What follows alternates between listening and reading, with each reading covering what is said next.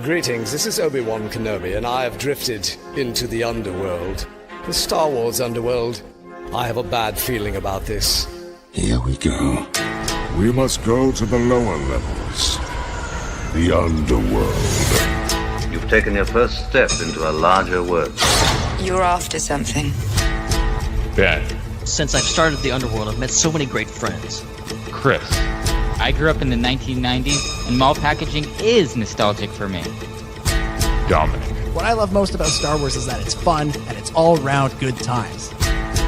So, this is where the fun begins. May the Force be with us. This thing really moves! Whoa! I like I this! can't believe you came all this way to see me. Why am I not in the intro? I gotta come up with a snappy line. Well, hello again, everybody, and welcome back to the Star Wars Underworld Podcast, your weekly source for all the latest breaking Star Wars news, reviews, and discussion. And this week, we are celebrating Ahsoka Tano Day, an excellent holiday that we all knew existed. We are going to celebrate it here today. We're also going to get caught up on the latest and greatest Star Wars news, things of like updates about Starfighter, Taika Waititi's movie, Lego's got some new reveals. We're going to get into all of that, and we will answer all of your burning questions in another classic edition of Ask the SWU. First, though, introductions are in order in case you're new to the show or you've forgotten who we are. That can happen. My name is Dominic Jones, and with me, as always, is the founder of the Star Wars Underworld. It's Ben Hart, the Star Wars guy. How's it going, everybody? It's good to be back. And yes, you know, it's hard to come off of a big trailer breakdown week. And apparently, according to the rumor on the street, is that we're expecting another one very soon. Maybe for a certain movie that's coming out this summer. But don't believe everything you read on the internet. That's just general good advice. But also, you know, don't get too hyped. Because who knows? These things sometimes don't pan out. But yeah, we still got some interesting things to talk about. And yes, actually, yes, Ahsoka Day. I realized I woke up today and then I was like, oh yeah, it is Ahsoka Day. I'm like, what is Ahsoka Day? And I looked into it, and I'll have a report for later in the show. Okay, because I know let's get into this now, because before we started the show, by the way, Chris and Hannah not here. They'll be back. Don't worry. One's sick, one's working. It's fine. They're alive. They're alive. They're alive. It's good. Let's get into this now, because I asked Ben before the show. Okay. I said, right. Ben, I have a burning question. Much like the audience has burning questions for us, I have a burning question. What is Ahsoka Day? I imagine it's a day to celebrate Ahsoka Tano. Great, love that, in full support. But why January 29th? Why is it this day? And you know what Ben said to me? He looked me dead in the eyes from across the continent, and he said, save it for the podcast. Okay, fine. All right. But now we are on the podcast. That's the international podcaster sign to shut up. Save it for the podcast. Yeah, look, we're now 3.5 minutes into the show. I think it's safe to ask, what is the origin, for people that don't know, myself included? What is the origin of Ahsoka Day? Okay, so the official story on this that I was briefed on earlier today. The official story, as opposed to the conspiracies that are out there. We'll get to that. We'll get to that. Okay. Oh, I'm so excited. But the official story here is that 18 years ago on this day, January 29th, Ahsoka Tano was officially first revealed to the world. This is obviously in 2008, prior to the release of the Clone Wars movie. At Toy Fair, they apparently released the first action figure. In classic Star Wars fashion, the first time we actually see a character is through a toy. And this was, you know, the same thing with Ahsoka Tano way back in the day. And the problem arises when the fact that when you Google Ahsoka Tano Day, when you Google Toy Fair, Ahsoka Tano, anything like that, you do the research. The only thing that comes up is references to other posts of people referencing Ahsoka Tano Day, and there's no anything. Upon my extensive research that I spent all day today doing, I can find no tangible proof that this reveal of an Ahsoka Tano action figure ever occurred I'm not saying it didn't happen. I'm just saying I can't find proof of it. And if anyone's out there that's like they have definitive proof of it, please let me know. Just to make my brain at ease right now, because I am confused. Because you can look up and go, okay, yes, there obviously was an Ahsoka Tano action figure. There's a great little Revenge of the Sith style bubble card with a little Road to the Hutt and a little backpack from the Clone Wars movie, which actually might be worth something today. I don't know. You know, Road to the Hutt's going to be back in style very soon. It's true. But there's no things. And I looked up the fact that, there's a, 2008, but the Toy Fair it was in mid-February, not in January. Ben, I need you to repeat what you just said. Oh, sorry. So with this, the Toy Fair. I'm sorry, I'm spacing here. I'll get my mind back on track in just a second. You got it. So with this, I did the research. And you can look into this, and basically, there is Ahsoka Tano. There is a action figure, obviously, because the Clone Wars movie was coming at this point. Yes. Little Revenge of the Sith style packaging with a little Road to the Hutt and everything like that. And I'm assuming that was revealed at Toy Fair. But the fact is, Toy Fair, at least in New York, was in February of that year, not January. Obviously, this is late in February, so maybe there's some crossover there, but I don't know. I don't know what's going on here. I look. Ashley Eckstein is on board with this. She's running this. Ahsoka Tano today. It's a big deal. It's been a big deal for very, very many years. So I don't know. But the point is here. Happy Ahsoka Tano Day. Okay, happy. Spread it from the rooftops, okay? Because it's official, it's happening. I don't know where it came from, but we're celebrating it. Ben, whilst you were ranting, I may have found the answer.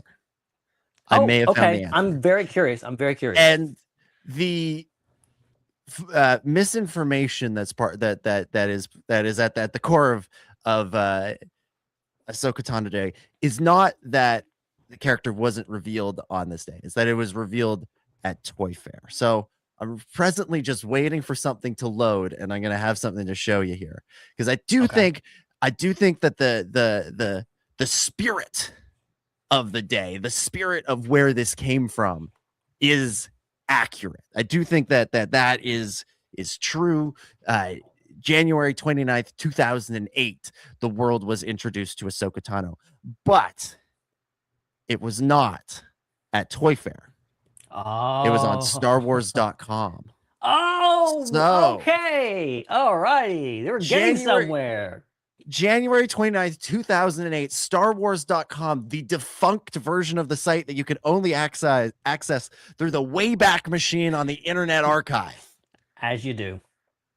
Here is the headline. Padawan Ahsoka joins the Star Wars cast. No writer is attributed to this story. It says, in 2008, Star Wars The Clone Wars expands the universe with plenty of surprises. This week, Lucasfilm begins offering a glimpse at some of these surprises during the annual Toy Fair events around the world. So not necessarily New York, but there are other Toy Fairs. There's ones in London, and I know there's one in London. I can't tell you where the other ones are, but there's definitely one in London. As it unveiled many of its upcoming toys and collectibles, including those from the Clone Wars series. Among the familiar characters like Obi-Wan, Anakin, and Yoda is a mysterious new Padawan named Ahsoka Tano. This young Togruta is eager to prove herself as a worthy Padawan to her bold master, Anakin Skywalker. Able to wield a lightsaber and pilot a spacecraft with great talent, Ahsoka promises to become a worthy Jedi. There is so much more to learn about Ahsoka and the role she plays in the epic Clone Wars adventures and the Star Wars saga. Keep checking StarWars.com as more news comes to light, blah, blah, blah, blah, blah. Talk about understatement of the year for 2008. There is much more to learn about Ahsoka and the role she plays in the epic Clone Wars adventures and the Star Wars saga. And there's also, there is a picture. There is one picture of Ahsoka, and I'm going to pull this up real quick here. This is the very, very first image. It's one that you're probably familiar with. The very, very first image of Ahsoka that was ever revealed. All right. So there it is.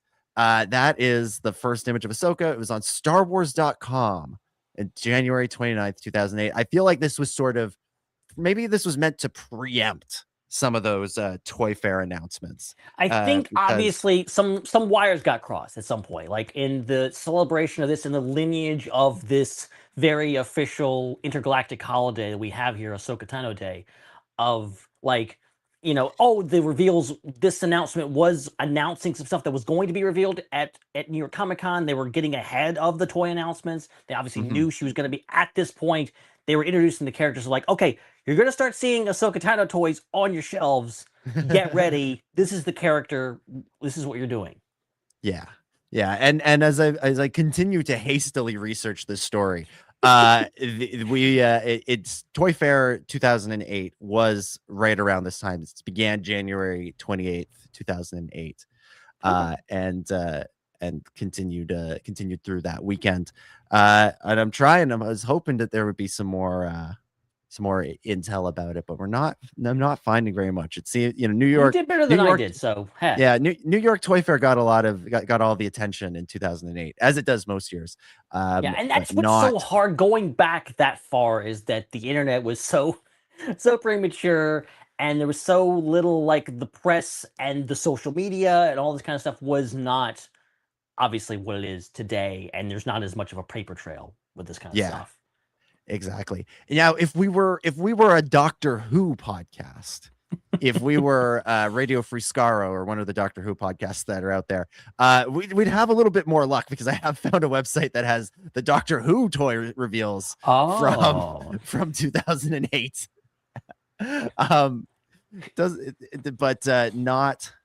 Not the Star Wars ones. We could be looking at our Astrid Perth minifigures from the Voyage of the Damned Christmas special. We could be talking about that.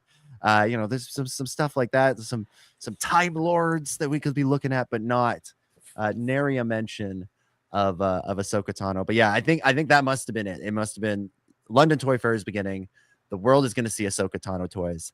Let's get ahead of this. Let's put this out there so that the reports coming out of London Toy Fair would have been, hey, there's this crazy new character, and this would happen a little bit with like the sequels and stuff. Like we would get reports out of toy fairs and events like that, and people would be like, yeah, I caught like a glimpse in a calendar of like a shiny stormtrooper, like an all chrome stormtrooper or something.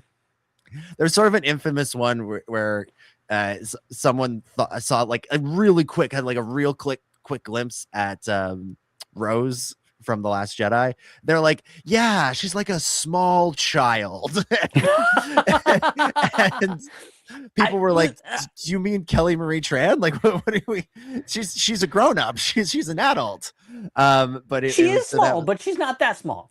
Yeah, but like when you're at an event like that where you're only getting quick glimpses at stuff, you're not going to really be able to see. And also, some of those likenesses on those Hasbro figures are, you can imagine trying to like gauge which actor is this supposed to be, because this doesn't look like that. Don't look like Oscar Isaac. I'm sorry.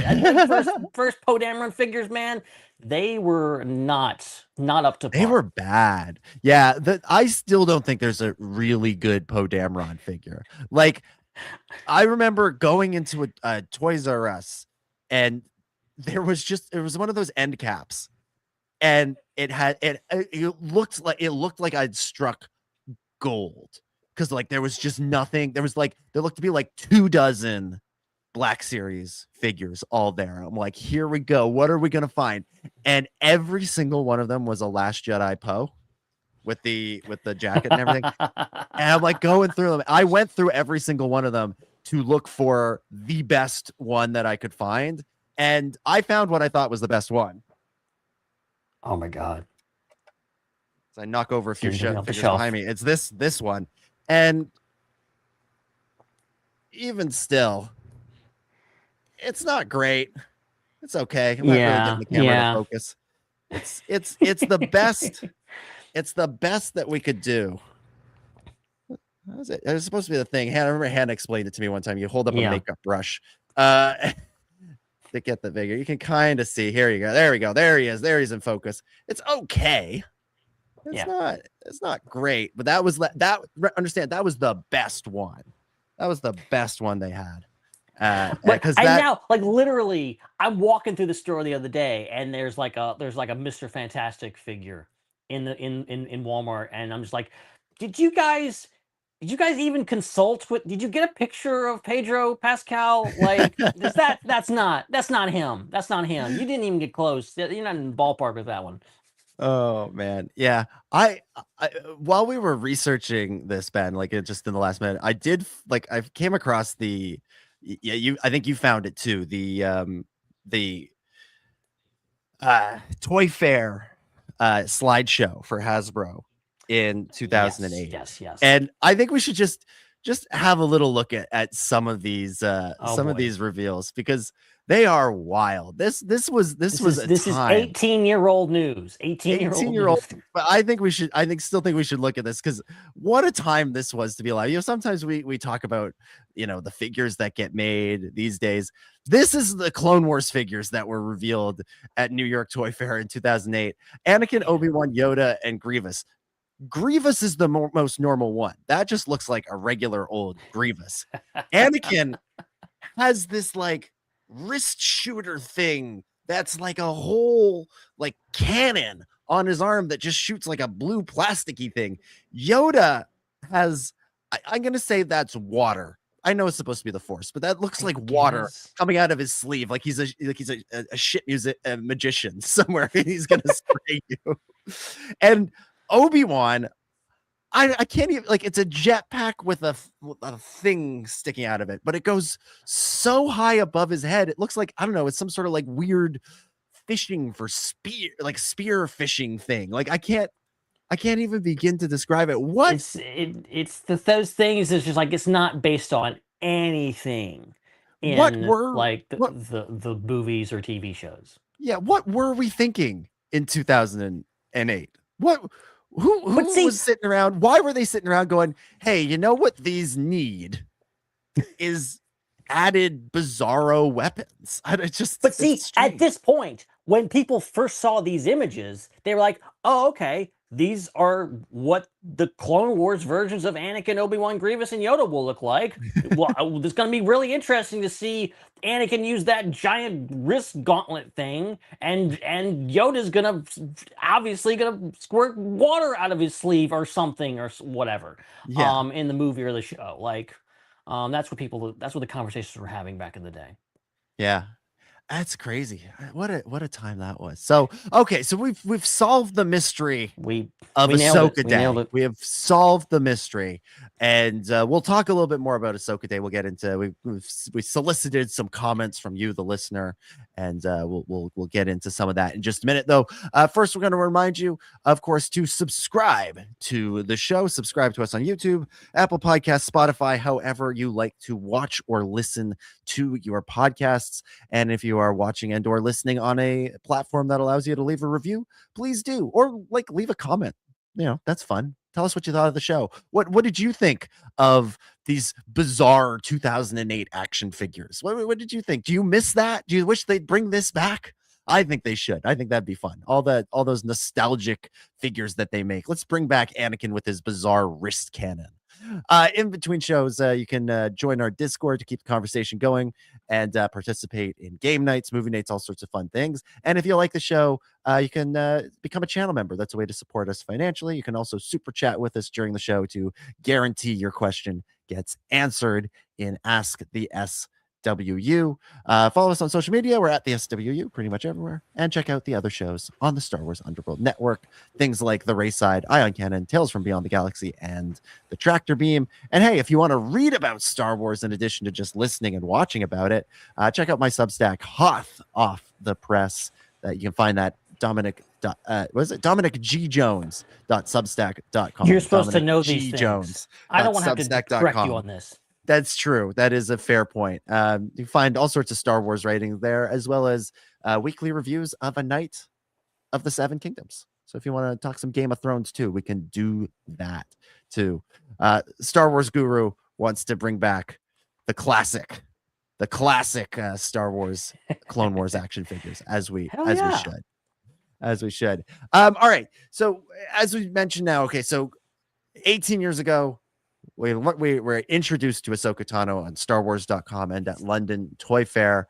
It is we're celebrating the fact that this is it's a momentous, important holiday, and it's definitely not a reflection of the fact that we used up all the news in the last 2 weeks. But this is a character that I think has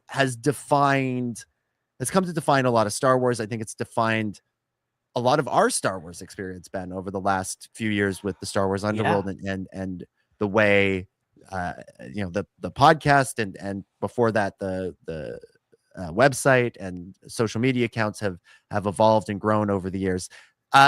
Let's flash back to 2008. Do you remember the first time you heard of Ahsoka Tano? Was it January 29th, 2008, or was it sometime later? And what was your reaction upon hearing about this character 18 years ago? Well, I think for me, I don't think I had a hot take on Ahsoka back in the day. I don't think I had a particularly original thought. I think my initial reaction was, most everyone's reaction, which is, it's got a Padawan, what? It was also Dave Filoni's reaction, to be fair. Yeah, exactly. I mean, I think, it took, Ahsoka was a character for many, many reasons, took some getting used to. People, especially on the internet nowadays, don't realize how long it took for people to adjust to Ahsoka, and it wasn't right away. It wasn't like, oh, love at first sight with Ahsoka. It was more like the response that Jar Jar got back in the day, in regards to how much hate was thrown at this character. Ashley X and I has talked ad nauseum about like how much things and how much it affected her. It was really bad. And true Star Wars fandom faction. I remember watching, I think it may have been the first ever clip of the movie. And I think it was it was the scene in the transport. I think they were about to land on Teth.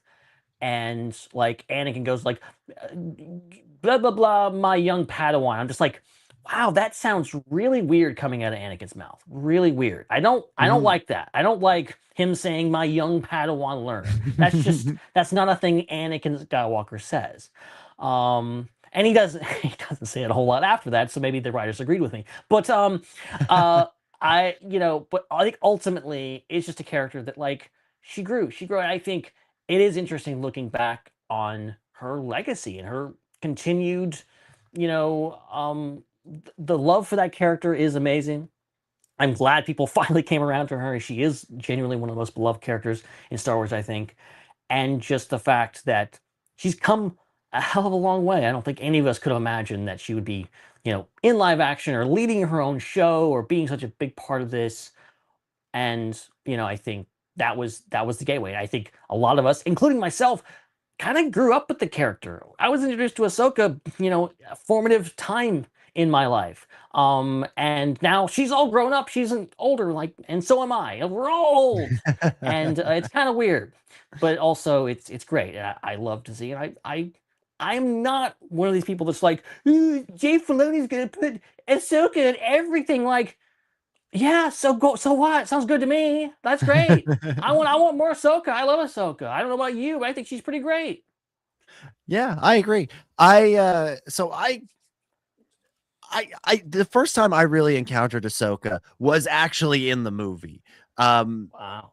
2008 was a point when I was like the prequels were done, and I'm like, I'm supposed to grow up. I'm not supposed to be a big Star Wars fan. We all forever. went through that phase.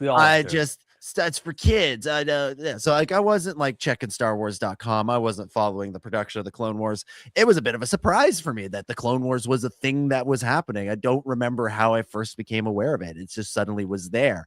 And I do remember looking up the trailer, like finding it on StarWars.com or like early YouTube or something like that, and watching it. And there are very few shots of Ahsoka in that trailer, in that very, very first trailer.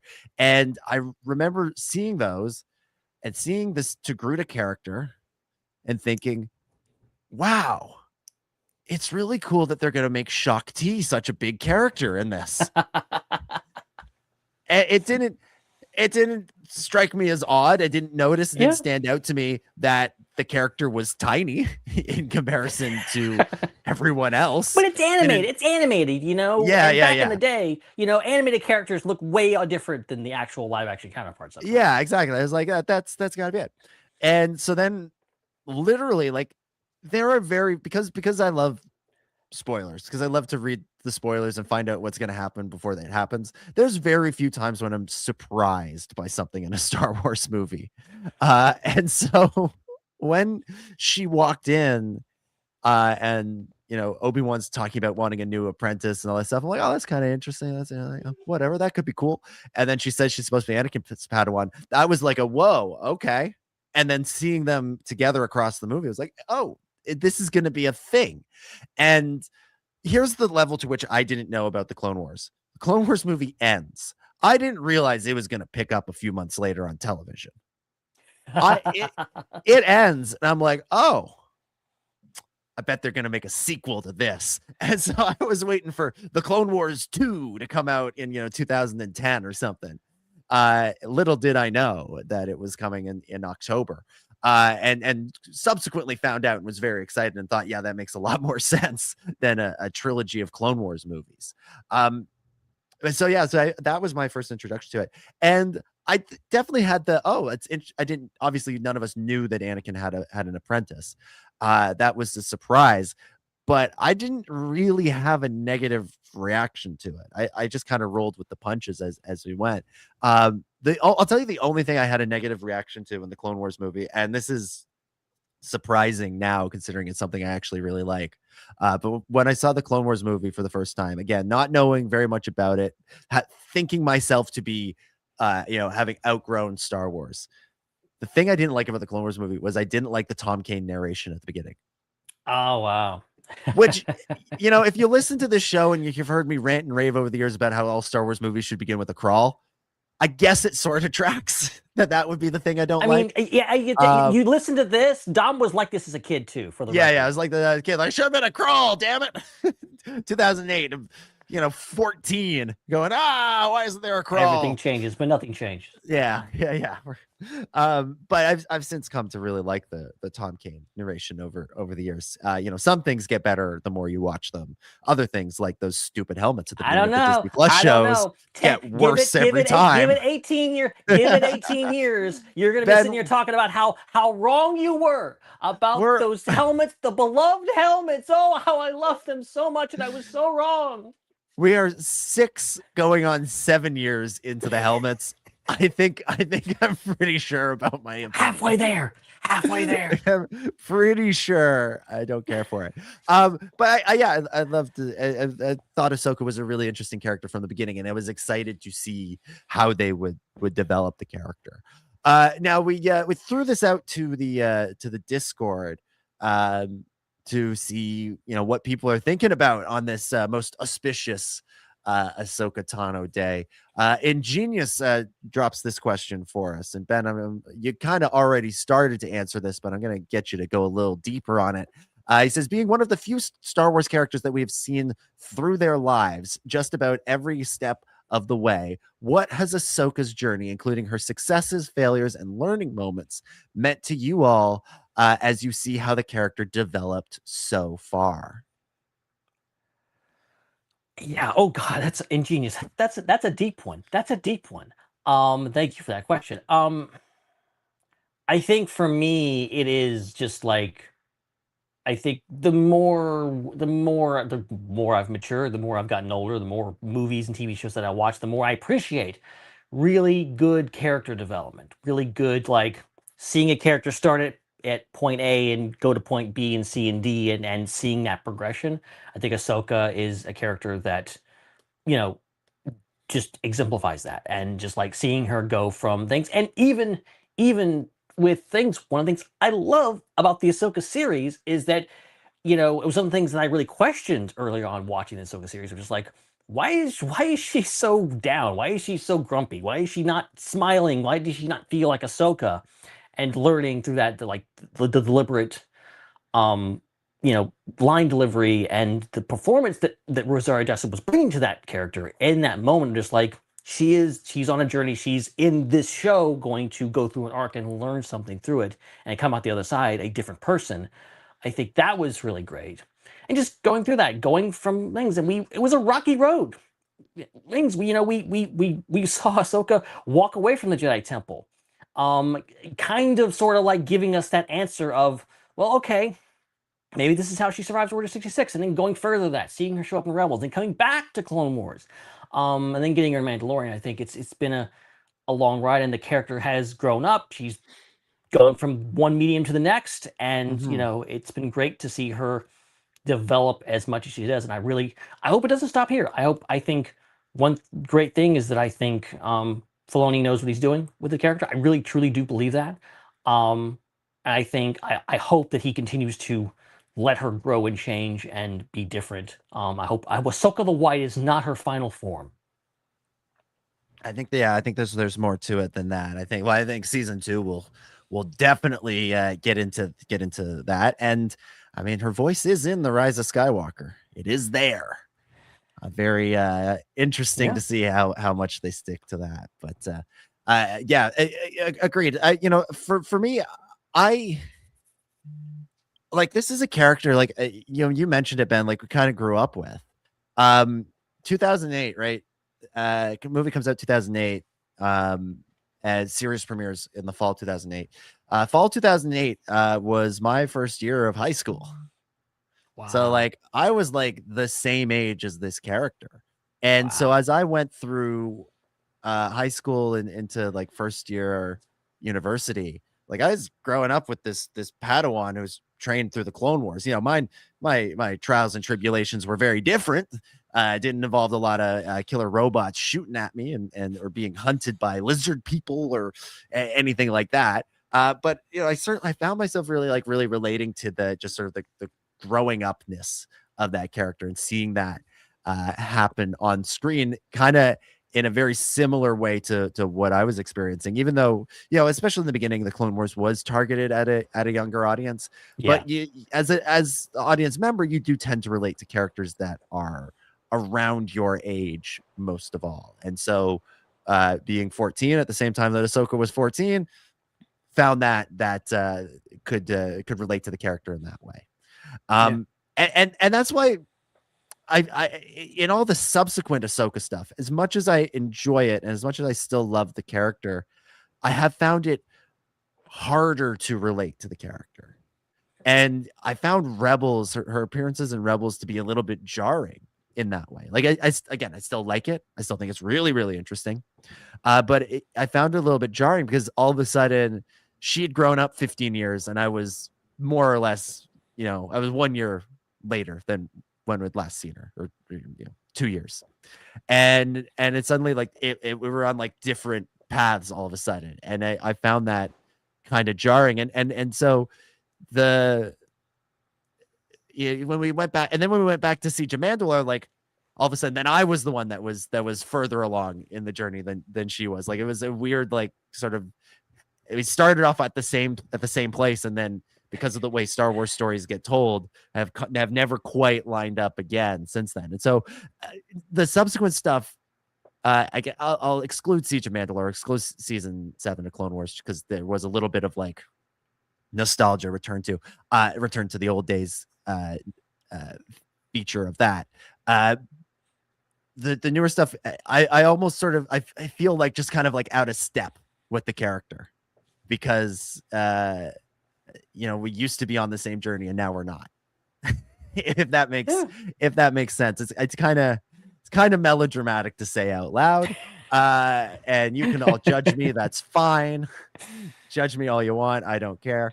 But that's where I was at. And so I'm so excited for season 2 of Ahsoka. Don't get me wrong. Yeah. But it's different. It's a different feeling than what I had when season 5 of the Clone Wars, for instance, was coming along. I think a lot of people probably have that same feeling with Ahsoka and with other characters. Like Luke was from from the 70s and 80s and 90s, like, till this day, like that's a character that so many people,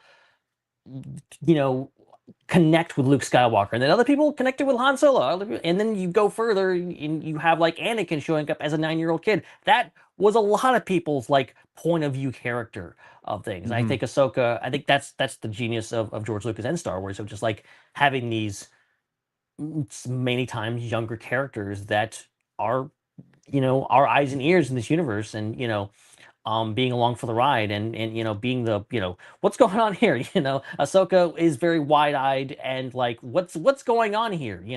Asking all the right questions. I think that's something that you need in Star Wars always. Yeah, for sure. I think some of the negative reaction to Luke in Last Jedi is that people he was a little too close at his point in life to where some people are, and they wish they were still the younger idealistic version of themselves. Just gonna throw that out there to psychoanalyze a part of the audience that definitely doesn't want to be psychoanalyzed.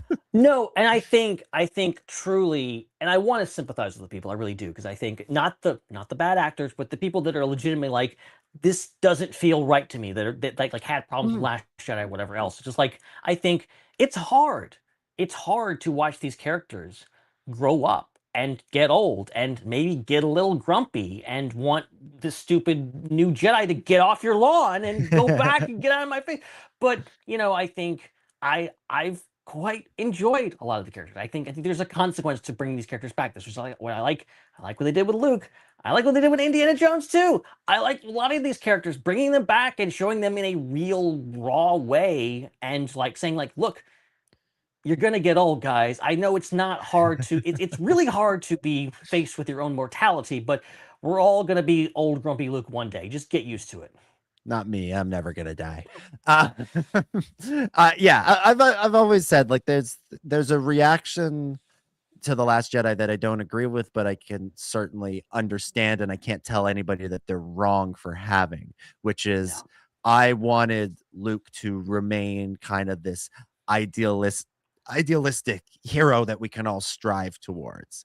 And when he wasn't that, they reacted negatively. Now he becomes that again at the end of the movie, but by that point you're 2.5 hours in and the damage is done. And so while I personally think what's in The Last Jedi is more interesting, I can't fault someone for saying that they would have preferred the other version, because that's totally fair. That's totally valid. Even if we just have different tastes. That's movies. That's art for you. A couple of live comments here. Tough luck -ye sixer. Says Ahsoka is the best character and the best Jedi in all of Star Wars, period. And also adds that Ahsoka's the reason why Star Wars is still holding itself together, in my opinion. Certainly, I would say a load-bearing brick in the Star Wars storytelling right now is definitely Ahsoka Tano. Definitely going to be a big part. I mean, season 2 is in the works, and presumably will be a big part of the climactic movie or miniseries, depending on what they decide to do after Mandalorian and Grogu. I think she's going to clearly play a huge part in that story. And Star Wars Guru says, what's crazy is I hated the animation style when I first saw the Clone Wars, and now that animation style is legendary, and I wouldn't want it any other way.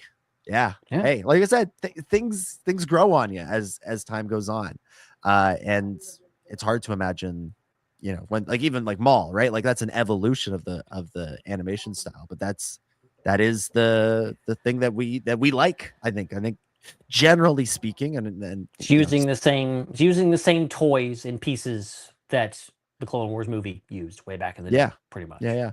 Yeah, and generally speaking, I think Star Wars fans like that animation style. Not everybody, it's dangerous to make broad declarations about all things Star Wars, but I do think that generally speaking, people like it, and not to say that people wouldn't like something else, but there's a reason why they keep going back to it.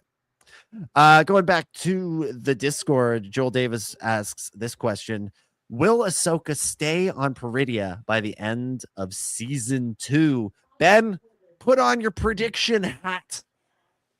and tell me. No, I don't worry about having. I'll just pretend I'm wearing something. I think it was a nice twist at the end of season 1 to have Sabine and Ahsoka stuck there. I think that was interesting. Opens up a lot of story possibilities. I think it would have been it was expected and very easy to just to go like, oh yeah, well, they're gonna get back, no problem, right? And just like that twist at the end, I think was a nice thing. I don't see it. I think they're going to find a way back. I think that's their mission. They're going to back because I think they have a part to play in what's coming in the battle. I think Sabine especially is going to have a big part to play.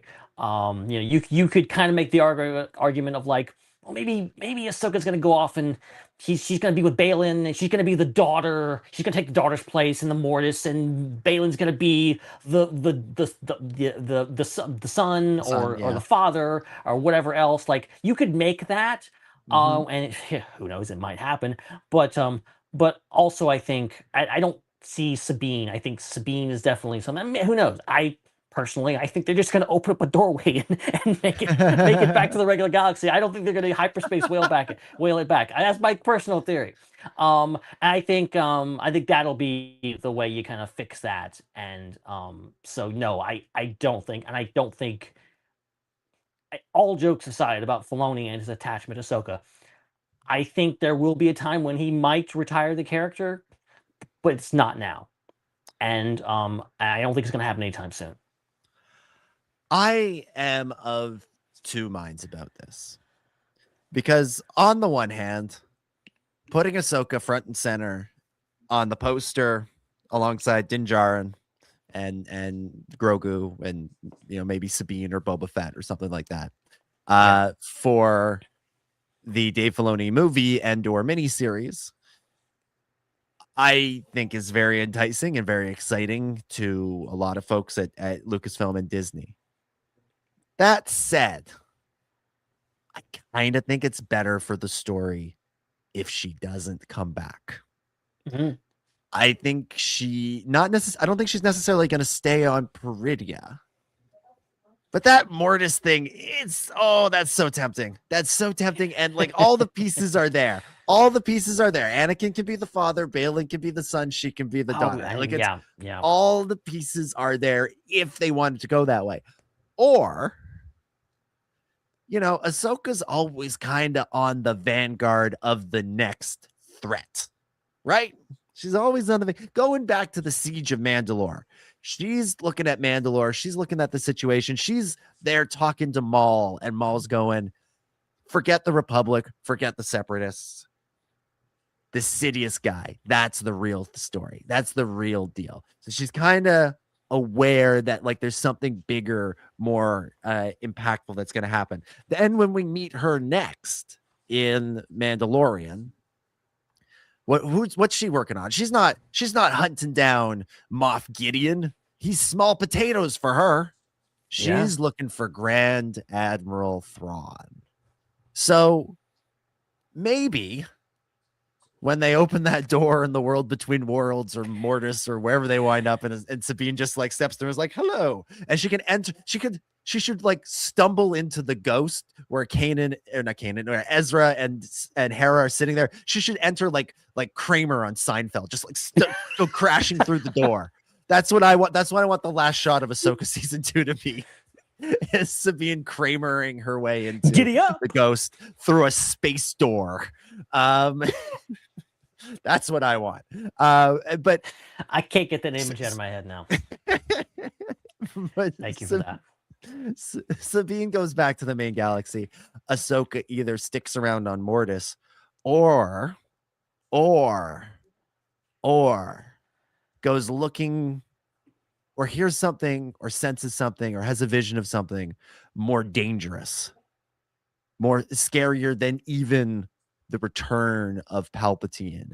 And so she goes off and begins searching in this new galaxy, potentially even another new galaxy, for something dangerous hidden away on the planet of Simonus Kinbergus, and is in search of the new threat that could be in play for the Simon Kinberg trilogy or some other future story in 2030 and beyond, as Kathleen Kennedy said in that exit interview. And look, somewhere Filoni just perked up. It's like, write that down. Write that down. Yeah. Look, Kinberg's got it. Kinberg was not as involved in season 2, 3, and 4 of Rebels as he was in season 1, but he was still involved. He was still participating and giving notes. So he's definitely aware of the character. Him and Filoni work well together. Filoni, let's not forget, is the boss now. Him and Lin Brennan are the boss. So if they wanted to do something that really laid the groundwork for, let's just call it episodes 10, 11, and 12, perhaps you have Ahsoka go off into the Peridia galaxy, into another galaxy in search of, not the Yuzan Vong necessarily, but some sort of extra galactic threat that will be the plot of, or that could be the plot of Simon Kinberg's trilogy somewhere down the line. And that also, that can give you a little wiggle room for why Ahsoka's voice was there at the end of Rise of Skywalker, right? She's beyond the known galaxy. She's in tune with the Force in a way that few others are. And so she could join in with the chorus of Jedi from the past who help lift up Rey to defeat Palpatine in the final moments of Rise. There's wiggle room there to keep to acknowledge what JJ did, but without limiting yourself to saying, oh no, she's dead. She's dead like Qui-Gon, Obi-Wan, Anakin, Mace, and all the other ones in there. Kanan, Yeah. So I mean, that was always the easy option anyway. Going back to Clone Wars, while that show was still airing, the reigning opinion was just oh, she's gonna die, right? She's gonna die in order to, because that's what happens to happen, right? She has to die. There's literally no other option that could possibly happen to her. So I think the possibilities are endless. Absolutely. Dale E. Skywalker in the chat says, I was about first time he saw Ahsoka. I was excited to see Anakin has a Padawan. She was a little annoying, but I expected them to make her grow just like they did with Luke. Ben, when you saw the Clone Wars movie and when you think back to season 1, did you find Ahsoka annoying? Did you think did she grate on you at all? I don't recall finding her annoying at all. Of course, I never found Jar Jar annoying. I never found 3PO annoying. I guess I'm just not easily annoyed. I think the only person who actually found 3PO annoying is George. I think George found George is like, crap, I made this really annoying character. So whenever he tells the story of people hated the Ewoks, people hated Jar Jar, people hated 3PO, everyone's like, people hated 3PO? I think George just hated him because George had a very different vision for 3PO in mind, right? George has been gaslighting us for 50 years, trying to pretend that anybody disliked 3PO. Yeah, George's vision of 3PO, right? When he's writing the script, he tells this in one of the documentaries, is he wanted 3PO to be like a scuzzy used car salesman. And then in walks Tony Daniels, who's like British butler personified. And they couldn't find a guy to do the scuzzy car salesman. And so they just went with Anthony Daniels and had the butler character. But if you watch A New Hope and you watch what 3PO's doing in that movie, he's kind of the scuzzy used car salesman, right? The droid thing. It's all this kind of the rigmarole with Owen Lars, and it's that DNA is still in there. Oh, he makes R2 sound like he's the perfect companion. Meanwhile, minutes ago, he'd been kicking him in the ass and sending him in the other direction in the desert. He hates this droid. And yet, he has a love-hate relationship with him. And yet he is selling Owen R2 like he's the perfect car. And as soon as Owen drives the car off the lot, the engine explodes. I mean, look at 3PO. Literally any of his appearances in any movie or TV show, he always introduces himself as if he's like putting on a show. I am fluent in over 6 million or 8 million forms of communication. He's like, listing off his features, so you'll be impressed. So yeah, Exactly. I think that's all there. Yeah, I mean, subsequent 3PO appearances have leaned much more into the butler protocol droid thing, but there's that element in the original movies still of weird car salesman man. And I think George still, as much as I think George likes Anthony Daniels and he keeps bringing him back, or kept bringing him back for over and over again, I do think there is part of him that's like, if we could have just got De Niro to voice this character or something, like totally different. Oh my God. But yeah, look, and I think the thing about Ahsoka right in the early days is, she is a little bit annoying. That's just true, but that's the point. Like Dale says here, like she has to grow from something. You can't have a fully formed good character from the beginning. They have to have flaws, and 14-year-olds are kind of annoying. So you start her off as annoying, and you let her grow into being a character that we all come to appreciate, and then you look back on those annoying days and you appreciate them because you get to see how much she grew. Yeah, and it's always amazing to me when people like will use that as a I don't want to like dismiss anyone's like actual criticism, but just like people saying like, oh, Jar Jar's annoying, Ahsoka's annoying, and I'm like, did you watch the movie? Like the characters in the movie are annoyed with Jar Jar. They are like, oh God, can this we picked up another pathetic life form? Like that's the point. Everyone is annoyed by him, but they're wrong. Jar Jar has value. That's what the point of the movie is in the end, that even though this guy is very annoying, he saved the day in the end, and Ahsoka is the same way. Yeah, I mean, one of the important, like one of the themes of the Phantom Menace is, finding heroes in unexpected places. Anakin is a slave boy on Tatooine. Jar Jar is the village idiot who got kicked out. Like these are all people that you are supposed to just look past and not acknowledge. And one of the important lessons from the character Qui-Gon is that he is one of the few people who looks at them and goes, I see you and I see your value. But even he is, his first line is, "You almost get us killed, you brainless." Like even he kind of goes off on Jar Jar at first, and he kind of dials it back and goes, oh, "Okay, maybe this guy's worth something." Yeah. Still, the ability to speak does not make you intelligent. Now get out of here. It's one of the greatest all-time Star Wars insults.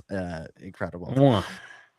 Ingenious in the chat says, OT baby here. I was late to animation, having only watched Clone Wars in 2020. Quickly into season 1, I became a huge fan of Ahsoka, and she became my all-time favorite character and still is. Damn. Still has that effect. Like the late bloomers still just, got here as quick as you could. That's great. I love that. And it still speaks to just how good Clone Wars is. Even like, weird, janky early animation and everything. It's like that show. I think it plays better. I think it plays better because I think you can kind of watch it all and you get through the rough stuff pretty quickly. Because in my opinion, like it's only part of season 1 that's really kind of rough. I think it smooths out pretty quickly. I think you get some really great episodes in there. And then season 2 on, it's excellent animation. The writing gets better. It's great. Yeah, absolutely. And yeah, it's a part of the joy in seeing the stuff is seeing how it evolves and seeing how the technology evolves, the storytelling evolves, all of it. Like I do think that's part of the fun. It's the line from Fanboys, right? You got to keep the flaws, the cheesy puppets and silly effects and all that stuff. Like that's what makes it so good. And seeing where things come from season 1 and some of those really early episodes is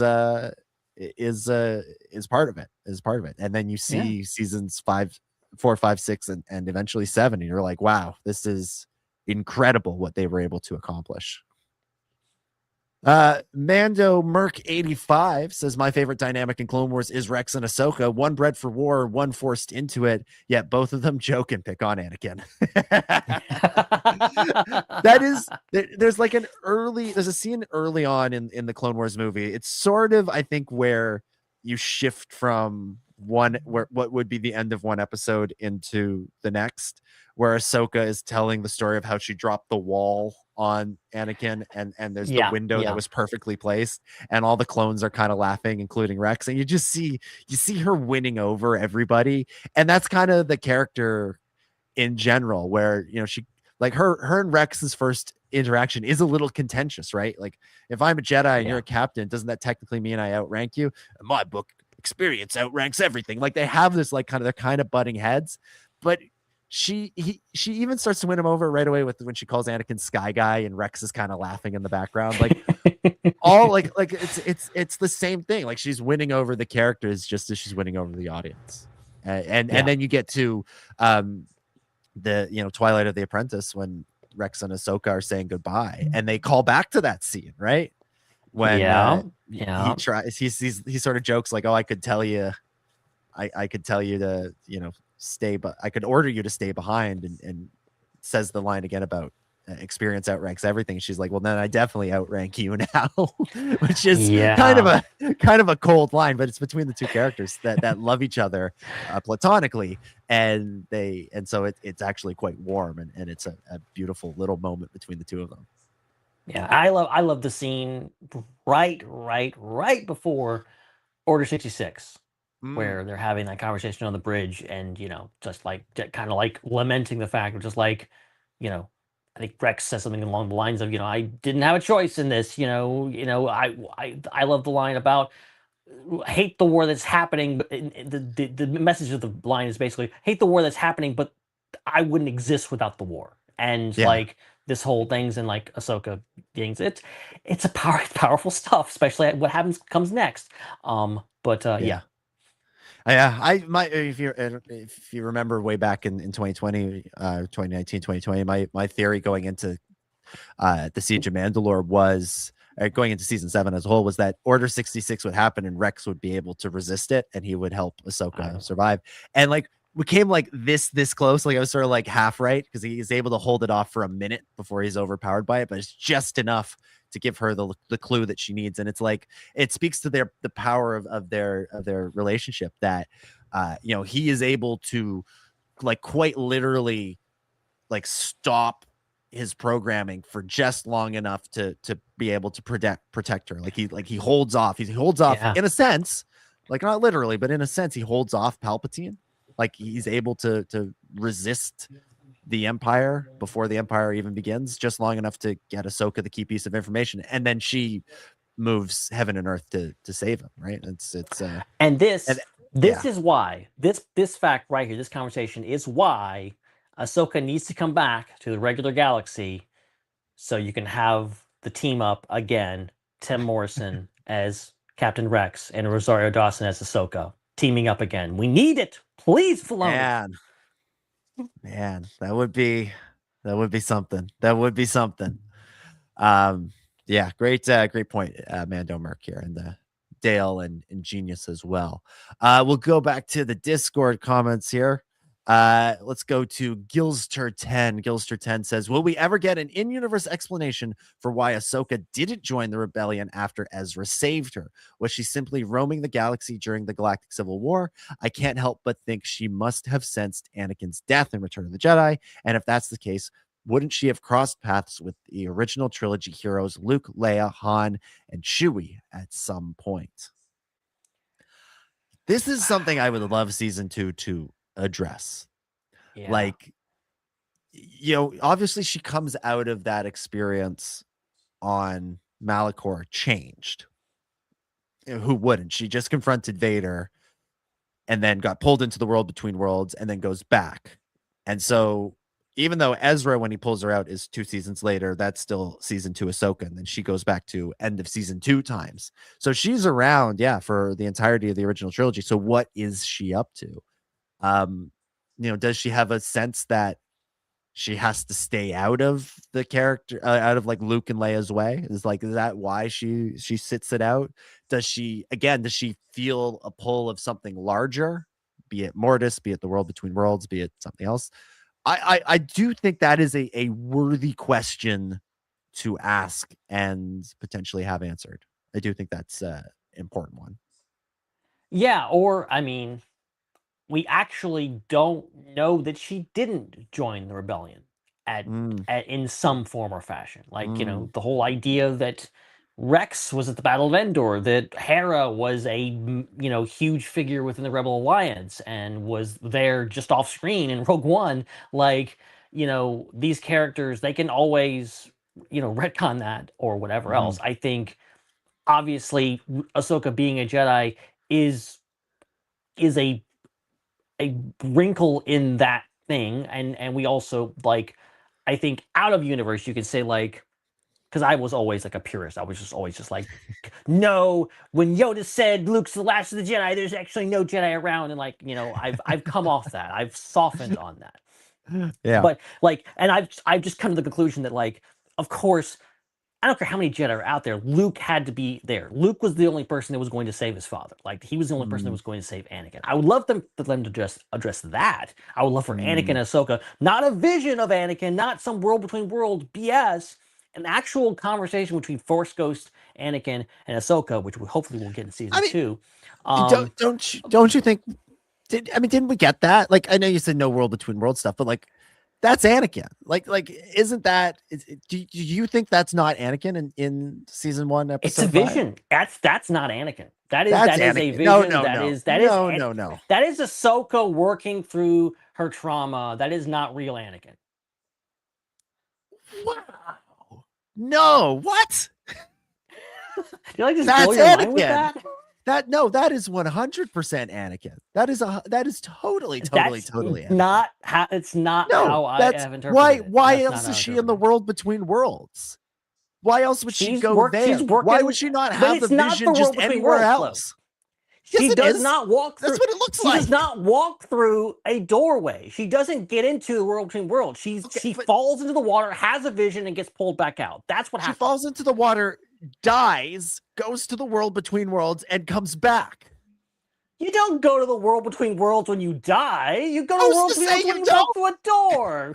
Who's to say you don't? We don't know. Who's to say you do? Me. No, what? No, that is. It's in my mind, that is 100% Anakin. I get Filoni on the phone. I want to know the real answer. Oh, if we called up Dave, this is what he'd say. Wow, that's a really interesting debate. Yeah, you guys he wouldn't. Are having. We could get him right now. We could have him strapped to a chair, put truth serum in him. We still couldn't get an answer out of him. Okay, he wouldn't tell us. He'd be like, wow, that's really fun. I don't want to ruin your debate by telling you. We would be screaming at each other, and Floyd would be like, yeah, he's making some good points. He's making some points. I don't know. Maybe who could be right? Who knows? Wow, that's really interesting, guys. No, to me that has to actually be Anakin. Like, yes, it's her working through her trauma, but she needs a guide, and she needs to face her trauma, and Anakin is a lot of ways the face of it. But he's there to teach her a lesson, and he is there to help her one more time. I think if Anakin, okay, here's the line I always go back to this line because I find it such a fascinating line. When they're having the flashback to the Siege of Mandalore, and she finally alludes to how powerful Anakin is, and then how dangerous he is. And he gives her that look, and he says, so that's what this is about. Because like up until that point, yeah, he could easily just be a vision. It's almost like we've gone back to the Clone Wars, to their dynamic of the Clone Wars, without acknowledging everything that's happened since then.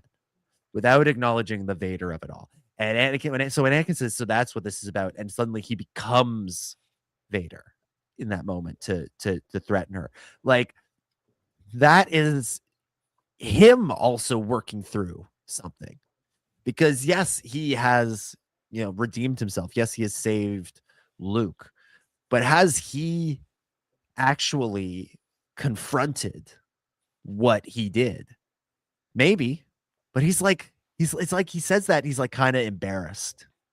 He's like, it's almost like he wishes that wasn't part of him, that wasn't his story. And it's almost like when he's talking to Ahsoka, he is trying to pretend that it isn't. He wants to go back to that Clone Wars dynamic as much as she does, and as much as I think we as the audience kind of want them to, because that was, you know, more fun. They weren't deeply damaged people, and so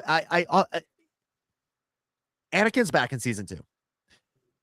I know Dave has said things like, "Oh, you know, Anakin is George's character. His story's told in George's movies." Yes and no.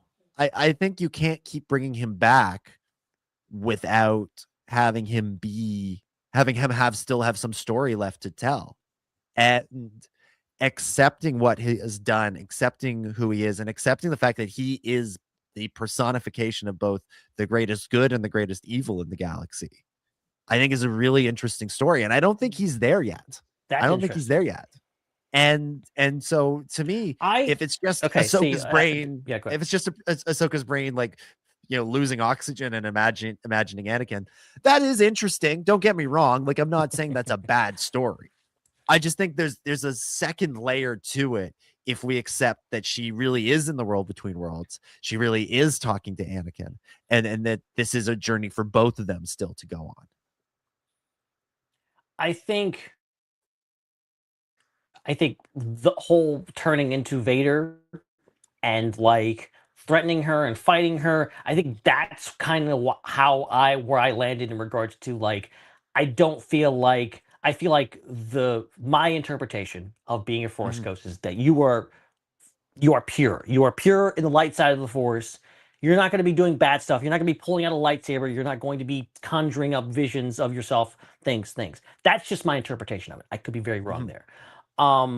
So that's kind of where I was like, okay, this is clearly a vision. This is not literal Anakin. This is a figure. And the whole point of Shadow Warrior, that episode, and the whole point of her experiencing all that is dealing with her guilt, dealing with one of her best friends, and her maybe blaming herself for what happened to Anakin and going through all this, and a lot of that, I think, is her kind of view of Anakin, of like how she views it. She's viewing it in a place she's been before. She's in the world between worlds. Maybe she's there in literally, who knows?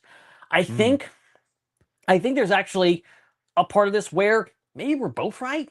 Maybe it was it was a vision induced by Anakin. Maybe Anakin wasn't literally there, but he was somehow helping her through it some way. I think that very well could be. I just always interpreted of just like, it's like Anakin shows up throughout that season 1, and he shows up in the vision. I'm like, well, that's not really Anakin. And you see him in the hologram. It's like, oh, well, that's cool, but that's not really Anakin. And you actually get real Force ghost Anakin at the end. They're like, oh, this breath of fresh air. But it's like, now we're gonna get real, true, pure Anakin, which I think could lead into season 2, obviously, and maybe we'll get an answer. Maybe we'll get that conversation, just like, Ahsoka asking him, "What the hell did you do in that? What happened back there on that planet? What did you do to me?" Yeah, so Anakin's lesson to her, right, in the episode is live or die. And it's a very like intense lesson, right? Like that's not your typical do or do not Jedi wisdom, right? Which is it's very like in your face. It is very Anakin. And it's kind of Vader too, in a way. But it's the idea is right, is that like Ahsoka is not living at that moment. She had this idea to train Sabine, because she thought, like, well, let's take the Jedi Order beyond what it was. So she has that idea. This is all in the backstory to season 1. And then when the going got tough, she quit. She didn't see it through. Then she comes face to face with Grogu, right? Din Djarin tracks her down and brings this like miracle in front of her of a baby Yoda, and says, like, can you train this character? And she goes, no, he's too powerful. I've seen what happens when someone so powerful becomes when something goes wrong, when they go evil. I've seen how terrible that can happen. So no, I cannot train Grogu.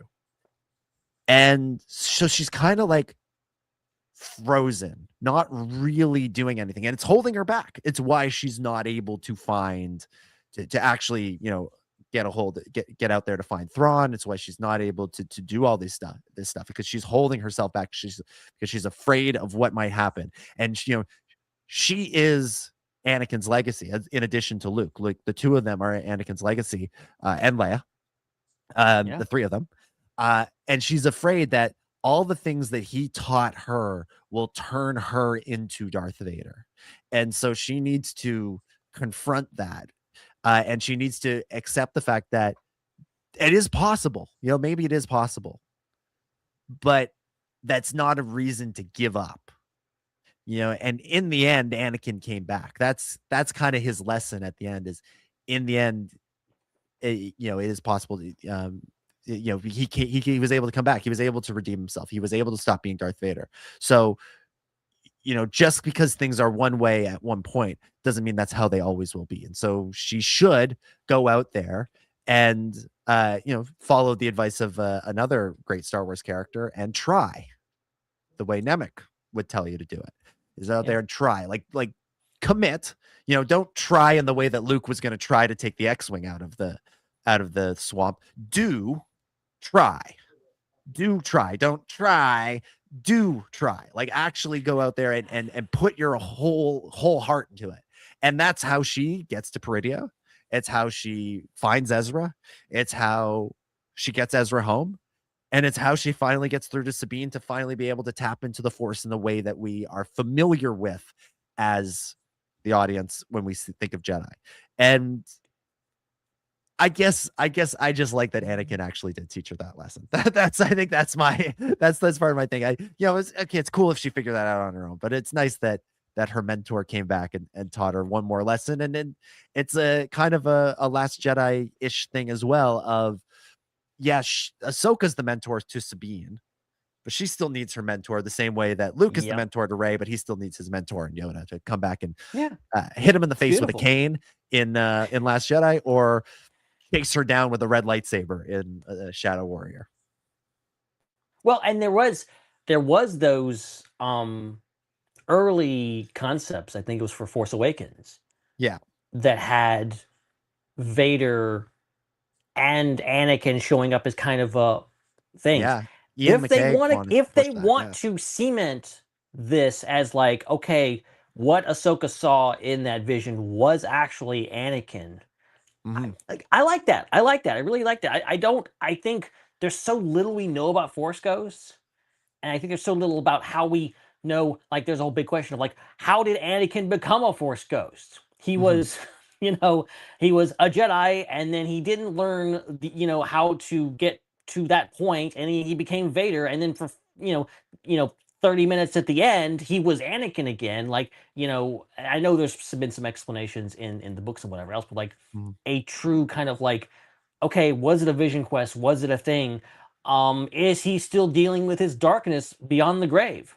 That'd be interesting. That'd be cool to explore. Mm-hmm. Oh, did we lose Ben? Oh, am I here? Oh, yeah, okay, you're here. Good. Yes, I agree. It would be cool to explore. You said that, and then your video froze, or maybe I froze. one of us froze. I was like, "Uh-oh, there's enough lag to make you paranoid." So when anytime there's like a blip in the thing, you're just like, "Whoa, what happened?" Yeah, no.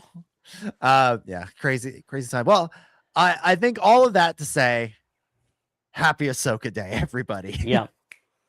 Happy Ahsoka Day. I think very, very interesting and exciting things are afoot for Ahsoka Tano. I think her journey to this point, as we've talked about, is really a fascinating one. I think this is a great character with a great story and great things ahead. And we look forward to seeing those, presumably starting with season 2 of Ahsoka. But who knows? Maybe she pops back a little sooner. I mean, nobody's talked about this yet, but like Tales of the Underworld, Maul Shadow Lord, set 1 year after Revenge of the Sith. Tales of the Jedi kind of fudges the canon with the Ahsoka novel. So who knows how long actually is how much of that novel still counts, quote unquote. Not that I think it's silly to say it that way, because if you like the book, then it counts to you. Yeah. But you know, where in the timeline does that take place? You know, the Tales of the Jedi episode. Is it, you know, how long after Padme's funeral does the back half of that episode take place? And that Inquisitor that she defeats is in the trailer for Maul season 1. Yeah.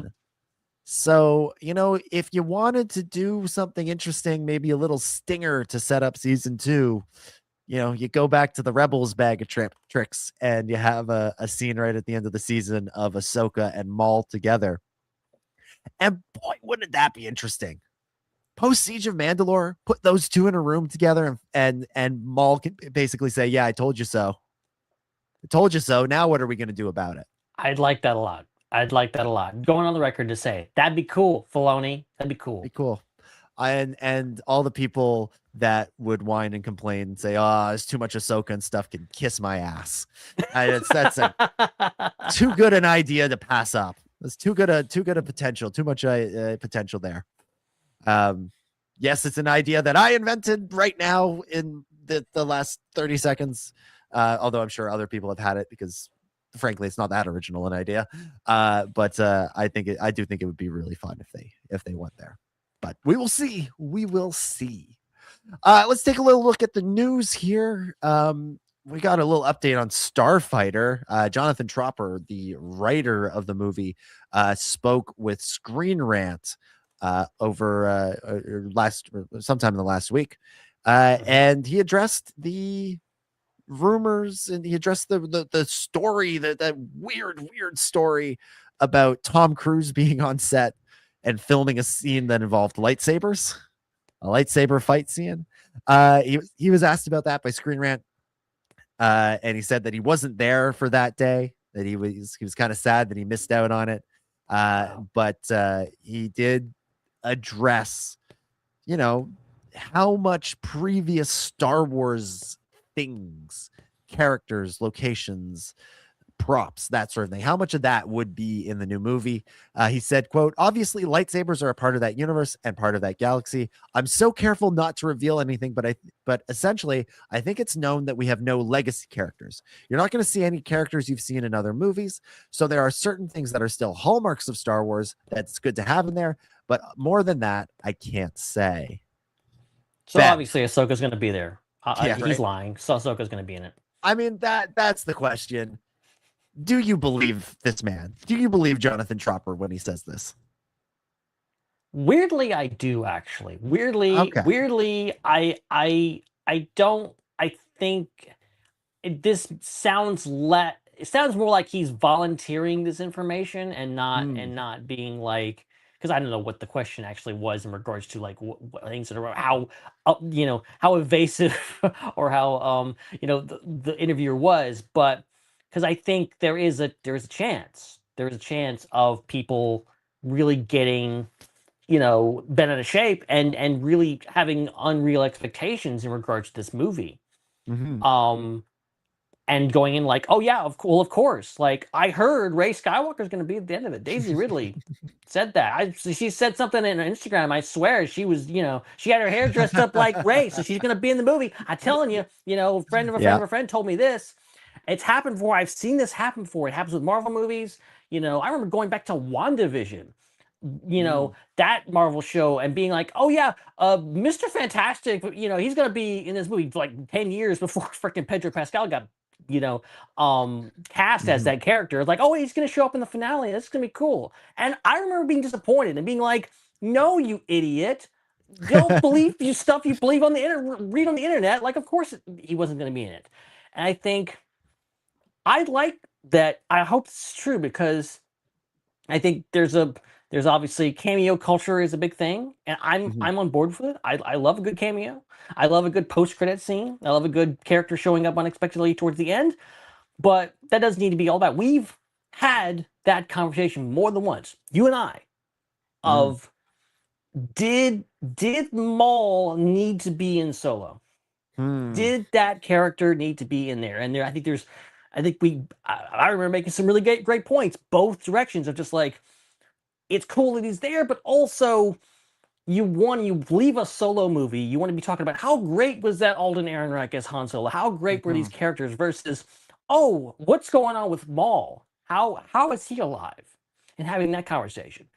I kind of, after watching Starfighter, I want to be talking about, oh, how great was Ryan Gosling? How great was this kid? How great was Amy Adams as Mara Jade? And not talking about, oh, crazy that Rey showed up. Crazy that Ahsoka Tano showed up. I think these legacy characters should be used wisely. You know, they don't need to be in here all the time. The movie doesn't need it, is my point. Yeah. So the only Star Wars show or movie that has truly been standalone is Skeleton Crew. There you go. All the other ones eventually find their way back to the Skywalker saga in some way. Like Andor, you got Bail, you got Mon Mothma. It leads into Rogue One, which is Vader and Leia. So it's there. Acolyte comes the closest, is maybe the closest second after Skeleton Crew, but Plagueis is there. And so that leads to Palpatine and Yoda. But like, Plagueis leads to Palpatine, which leads to the original trilogy and the prequels. Obi-Wan Kenobi is obviously Obi-Wan Kenobi. Book of Boba Fett's obviously Boba Fett. What are the other shows? Mandalorian, obviously. Mandalorian eventually gets to Luke and the Rebellion. 3PO is in Mando 3. And Ahsoka is Ahsoka and has Anakin in there. Solo is Solo. Like, they all eventually lead back to the things that we know. And yeah, Skeleton Crew is the one exception. Like, yeah, there's the pirate from season 3 of Mando, but that's a stretch. That's a stretch. That could easily just be a new guy. So the thing is, right? Whenever we see a story in Star Wars, the question always tends to be, how does this relate to the main story? Like when it's a quote unquote side story, the question always is, how does it relate to the main story? And I do think there is an audience expectation that be part of it. So be it Rey, be it Finn, be it Poe, be it whoever. I do think, or hell, have it be R2D2 and BB-8. Like, whoever. None of the old cast wants to come back. Fine, we'll stick the droids in there. I think you have an expectation that, at the end of the movie, Flynn Gray or whoever, like whatever his character is, will link up in some way with the familiar character. And there's two ways to go about that. There is one, which is just lean into it and embrace it. And you hear Kathleen Kennedy talk about Flynn Gray and how great he is and how they think they'd like to do more with that character. Well, there's a crap ton of time between now and May 2027. You can easily, at Lucasfilm, at Manhattan Beach Studios, go back to Pinewood, hell, call up J.J. Abrams and say, can we borrow Bad Robot Studios for a day? And shoot an extra scene or two with a legacy character that can kind of be a button on the end of the movie. So that is one option. Lean into it and just say, yeah, you know what? We're gonna find some way to tie this in. We know that's the question people ask when they come into this, which is, how does this relate back to the other thing? Or you can try to train the audience in the idea that, no, actually, you don't need this to tie in. It can just be a story set in the Star Wars universe. And you can try and get the audience used to that idea in the hopes that you can do more ideas like that in the future. I don't know which one I'd rather they do, to be perfectly honest. Yeah. Because I look, the Skywalker saga is the main story. It's not the only story, but it's the main story. And for stories to feel important, having it some kind of tie-in with the Skywalker saga feels pretty good. That elevates the story in my mind. It does. But I also do like the idea that Star Wars could just be a setting and you know, and familiar themes, but you don't actually have to go, all right, yeah, this is, you know, Luke's going to be in this one, even if it's just for one scene, you know, like I do like that idea too. So I am conflicted. I will not be surprised either way. And I'm not even saying that Jonathan Tropper is lying to us. Like I said, I think it's very possible they shoot a new scene between now and release date that, yeah, has BB-8 show up and say, and somebody who speaks droid go, oh wow, he wants you to go with him, Flynn Gray's character, you know, like I think that could be really fun too. And look, as we were, you know, as the Hunt for Ben Solo story, you know, put like front and center to us this last year, Disney has a lot of say in this. They do. The board has a lot of say in this. Yeah. And if they watch the movie and say, hey, we'd like a familiar character in there. We'd like R2. We'd like Chewbacca. We'd like Rey. They do have the ability to mandate it. You know, Filoni and Brennan and Sean Levy and everybody can argue against it. But if Bob 3.0, whoever the new CEO of Disney is, Alan Bergman or whatever, says, you know what, I really think we need that, then they will hire a writer, be it Jonathan Tropper, maybe Dave Filoni sits down and writes the scene where Flynn Gray meets Rey. Let's say Flynn Gray meets Rey, and that's in the movie. And that sets and you know, if they were planning to bring back Flynn in some other role where he trains to be a Jedi under Rey, then maybe that's just hey, a little serendipitous. It kind of works out. It's fun. But it's you know, it's very possible. We'll see. We'll find out obviously in a year and a half, but it would not surprise me. But it also wouldn't surprise me if Filoni and Brennan and Levy put their foot down and say, no, this is our movie. We want it this way. Take it or leave it. You can either cancel it entirely or release it in theaters. And then Bob 3.0 has to figure that one out. Well, Bob 3.0 might say, all right, you're all fired. I'm going to bring in some people who will do what I say. find a new president, new co-presidents of Lucasfilm. Okay. Oh, look who's coming. That Ron Howard back to be the new director of Star Wars Starfighter. Exactly. Oh, man. Ron Howard should just get to make his own Star Wars movie. We've talked about that. We've talked about that before. Yeah. That's kind of the fact that he's like tacked on as the replacement director. We haven't got a true Ron Howard Star Wars movie. Kind of a crime. Yeah, should get his go at it. I mean, Tony Gilroy was the replacement director on Andor, and he got his own, or on Rogue One. He got his own show. Kind of roundabout way to getting his own show, but he got his own show. And I'd like to see Ron Howard get his own movie or show, or I don't know, maybe he wants to do an animated short, like whatever. Let's see the Ronnie Howard Star Wars vision from scratch. Yep. All right, let's do one more story and then we'll get out of here. Let's talk a little Lego. We haven't really touched on this, but Lego's rolled out. This was kind of the first Star Wars story of the year. And we're only just getting around to it now on January 29th. But there's been a big update to it, which is why we're coming back to it. Lego's rolled out their new Smart Play, Smart Brick thing, which is a whole bunch of new Lego Star Wars sets that have a special brick with like a microchip in it. It's about the size of a Lego stud. And as far as I can tell, the only thing it does is play sound effects. But they make it sound like it's going to revolutionize the way you play with your Legos. Look. To be fair, it is cool that like you can put it up to seemingly normal Legos and it senses what they are. Like they did some demonstrations with it. Like, oh look, if you put it on a car, it'll make vroom vroom noises.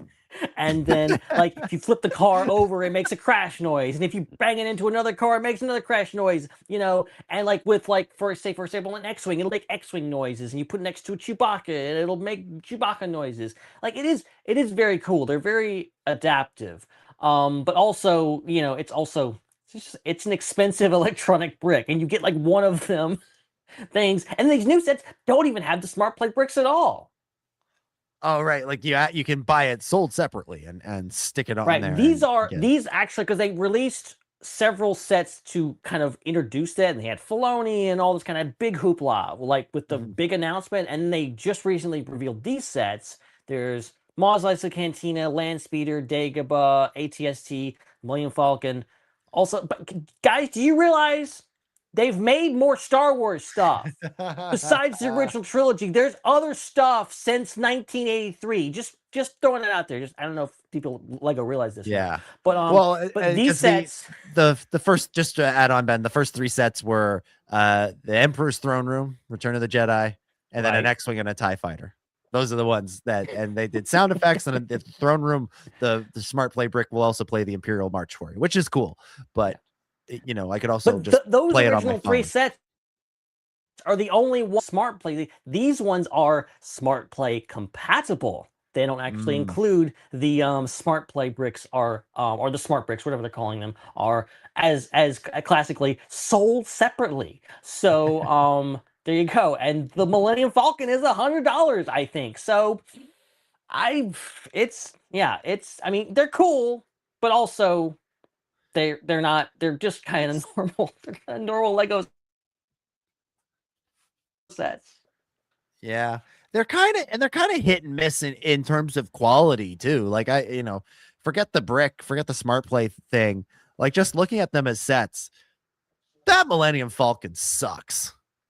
There have been so many better Millennium Falcons over the years. Like, oh my, like I'm not talking about the like $1,000 Ultimate Collector Series one.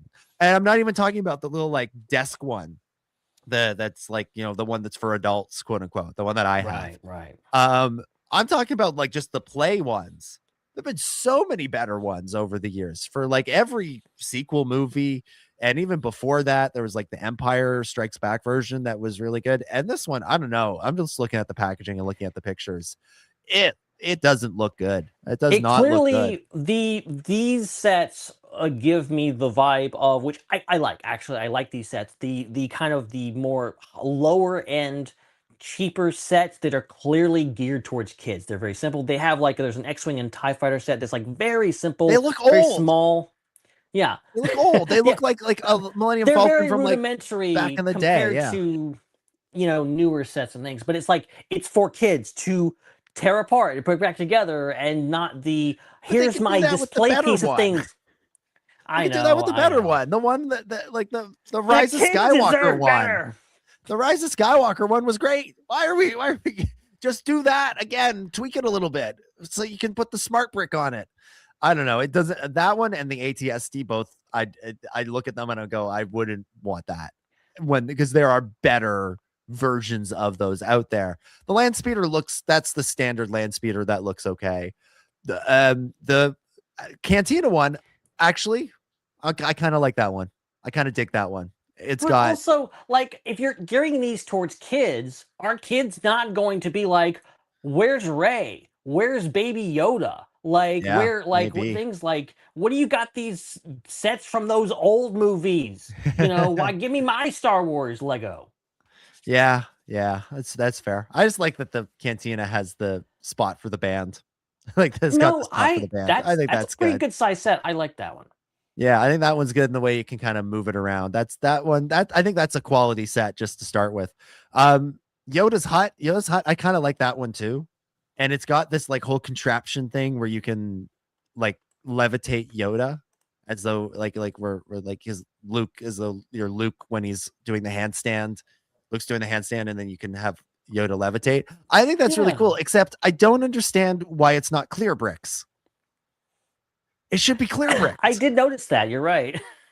Like we have the technology, we have the capability to make that clear bricks. It should be clear bricks. So we should at least pretend that it's invisible instead of making it literally the opposite. But you're of clear supposed to bricks. use your imagination. Then make it green. Make it green so it fits in with Dagobah. Why are they black bricks? Why is it like an opaque dark brick instead of something that fits in with the scenery of the scene you're imagining, or clear to make it more realistic? I don't know. See, Lego group, you could have consulted with us. We could have solved all your issues, but here we are. Like, the smart brick thing, I think there's potential here. I think it could be fun. I think they're maybe overhyping it a little bit, but I think there could be something here. I just think, like, why are you rolling out inferior sets with it? Like, roll out good sets. Again, Cantina, good. Landspeeder, classic. The Yoda thing, the Yoda hut, pretty good, except for that one little bit of oddness. But the Falcon and the ATSD, man, like those, you've made better ones of those. And I'll tell you, kids know that too. They'll see that. And they'll compare that to the one that their friend's older sibling has and be like, why is this one bad? And they'll understand that. Sound effects are cool. You ain't competing with the iPad. You're not competing with the Switch. Like, I don't think this. I don't understand. I don't quite understand the grand appeal of it. If it was just something that they started doing without the fanfare, I'd be like, okay, cool, yeah, right on. But it feels a little gimmicky as a little attempt to get attention. And the thing is, like, Lego doesn't need to do that. Everybody still likes Lego. It's one of those things. But you can have money, lots and lots of money, or more money. I suppose. I don't know. I just see that Falcon set. And I'm like, the better one is there. Slap the smart brick on that, and let's go with that. And again, take old set, small update, apply new technology, increase price 30%, profit. Like, there's your plan. Look, I'm just gonna buy one of those smart bricks on eBay, and I'll put it on my Falcon right here. There we go. See what happens when that goes on. I don't know. What would be like the randomest set we could put a smart brick on? I don't know. Put it on like the full size like Grogu and make him talk. I got a Lego Infinity Gauntlet. I wonder what would happen. Oh, you could destroy half the universe. You put. It's too powerful. It's too powerful, Lego. It's too powerful. Boy. I don't know. I still love Lego. I've got a V19 Torrent Starfighter set. Oh wow! That I got for Christmas that I'm sitting on. I'm waiting for the right weekend to build that on. I'm eyeballing a couple of the new ones that are out there. And I'm not negative. I'm not hating on Lego, but I just find it odd.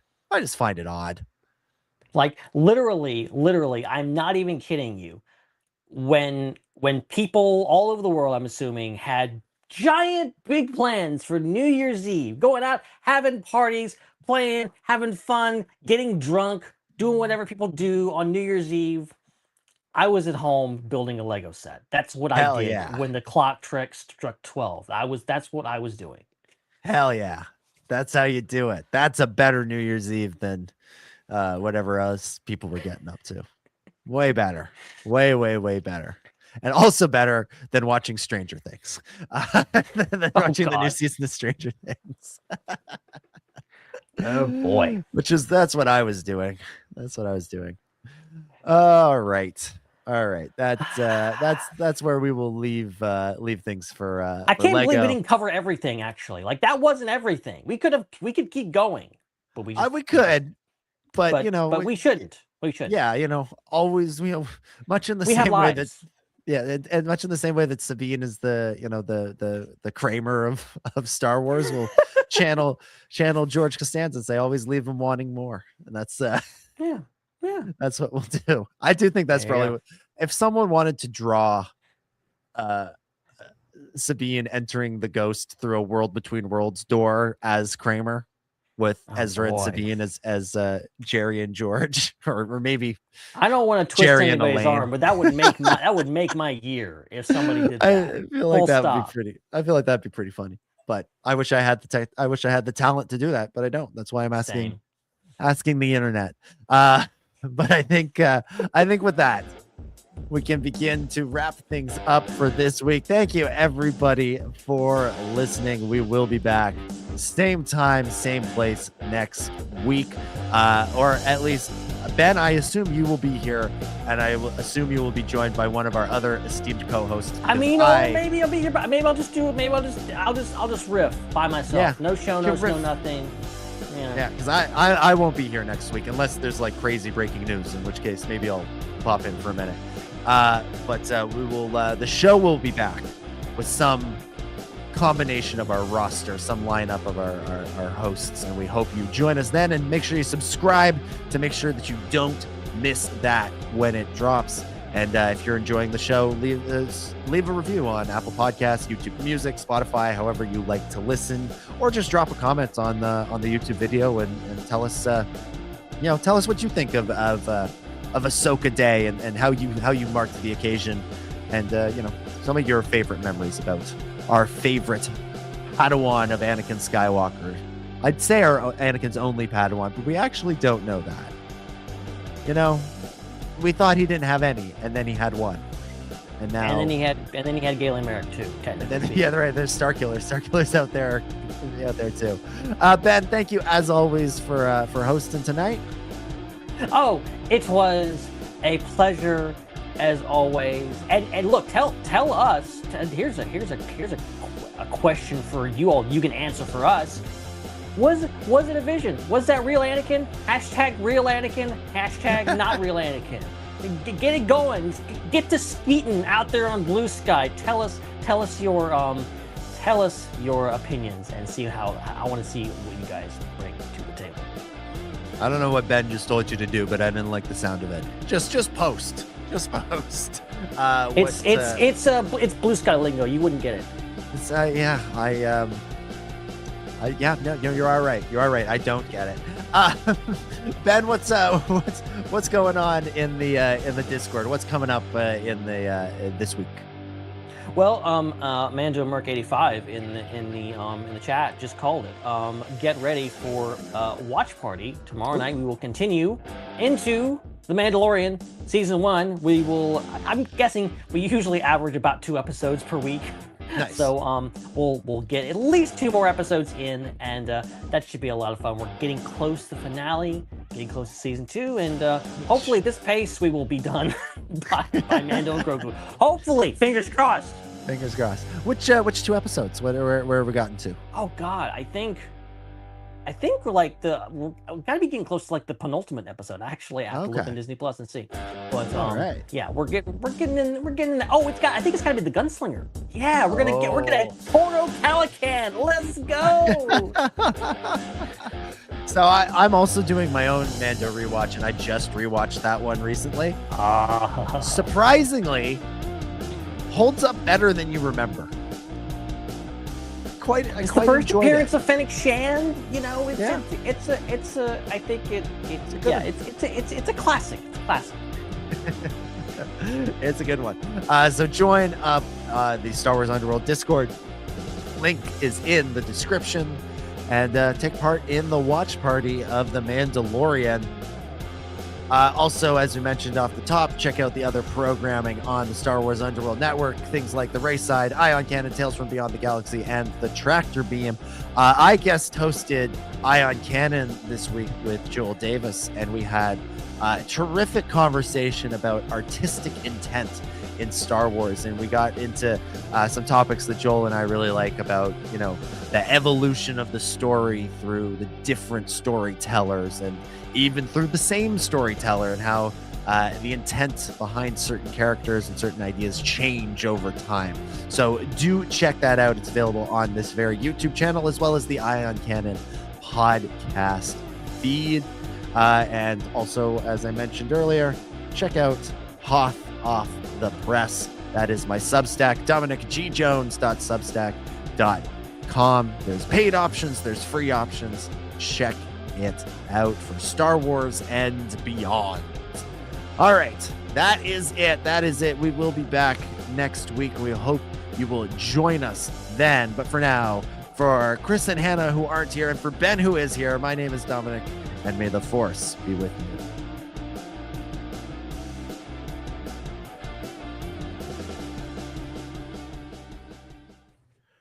It's a wrap.